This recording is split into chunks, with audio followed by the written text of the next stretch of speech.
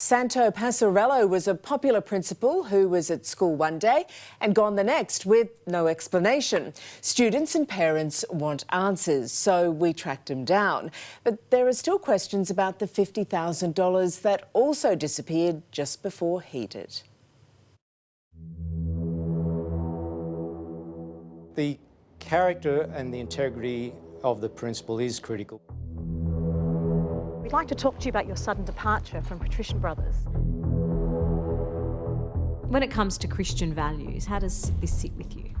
People taking money from kids just blows me away, to be honest. Santo Passarello was a high-profile principal in charge of Patrician Brothers Blacktown in Sydney's West for 15 years. A respected, popular leader of his school community.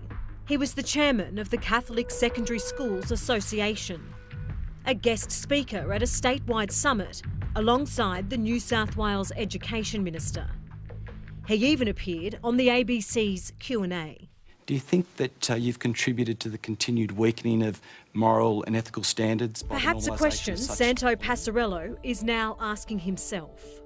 A current affair can reveal police are investigating the sudden departure of the former principal, after around $50,000 in school money went missing. This was the letter sent to parents in April this year, informing them Mr. Passarello would not be returning to the college.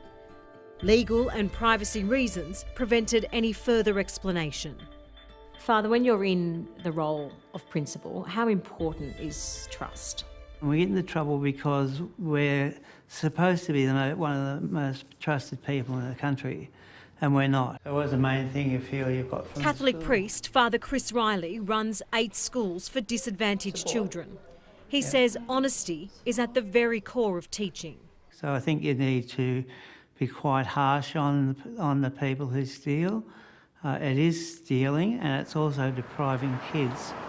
It cost each Year 7 parent just over $2,000 to send their son here to Patrician Brothers Blacktown this year.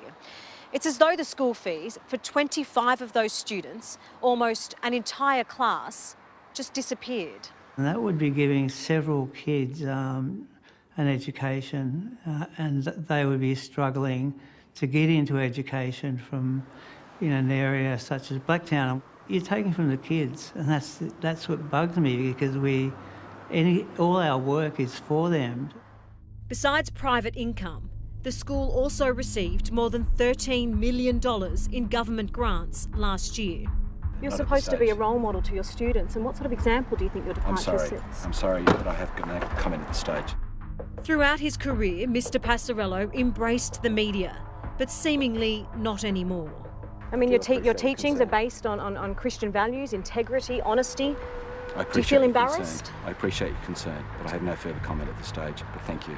Surely you have something to say just to your students. At this stage, I have no further comment, but I really do appreciate your concern and questions. Thank you. Have you mishandled the finances of the school? I don't believe so, but in due course, a full and proper comment will be made. It's a very serious allegation. Absolutely it is, but thank you. Despite his denials, A Current Affair understands Catholic education bosses made a deal with Santo Passarello. Would you like to pay the money back and avoid criminal charges? However, police say no deal. After initial inquiries, they've now launched a criminal investigation into the alleged fraud. How have you taken those allegations against you? Not well, but we're working through a process. Would you like to deny them? We're working through a process, but thank you. Thank you very much. A second letter sent home to parents revealed the school's business manager, Steve Mulligan, was also on personal leave. Do you have anything you'd like to say about your departure from the school? No, why? Do you have any comment to make about the mishandling of finances? No, why? Were you left at the same time that Mr. Passarello left? Did I? On leave? Do you have anything to say? No. He denies any involvement or knowledge of a financial problem. Did you have any involvement at all in the mishandling of finances? No. Contact Mr. Greg Whitby. Speak to them. I've got no idea what you're talking about. Mr. Mulligan is now working at a public high school in Western Sydney. No? Are you concerned that police are now looking into the matter? Watch out. Are they? Yes, they are. Are you concerned that they're looking into the matter? No. So as the business manager of the school, you can hand on your heart say that there was nothing untoward with the handling of finances at the school? No, nothing. Falsified invoices for school trips and lost cash receipt books are believed to be among ways the school's finances were mishandled. Any cash receipt books that went missing that you could tell us about? What cash receipt books? Speak to the office ladies. They're the ones that do the trips. Nothing to do with me.